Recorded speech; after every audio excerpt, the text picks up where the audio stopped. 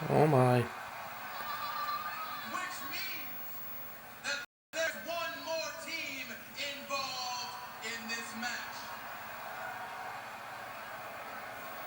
Now, I wonder who this fourth team could possibly be.